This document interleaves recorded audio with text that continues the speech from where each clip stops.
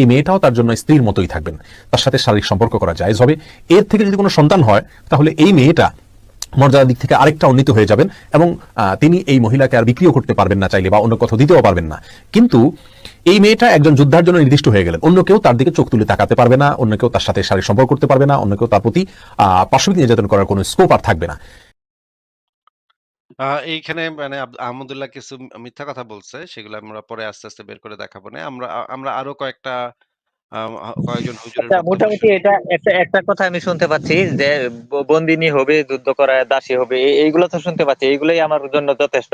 কিন্তু আমরা তো শুনে আসছি মই মুরব্বির কাছ থেকে, এবং আমরা নিজেরাও যে যে সমস্ত বই পড়ছি, এই সমস্ত বইয়ের মধ্যে আমরা আপাতত এইটুকুই পাইছি যে নবী মোহাম্মদ ছিলেন আহ সর্বশ্রেষ্ঠ মানবিক মানুষ এবং খুবই শান্ত শিষ্ট ভদ্র নম্র, মানে উনি ছিলেন ভালো মানুষের কাতারের নাম্বার ওয়ান মানুষ, যার মডেলে আমরা চলতে হবে।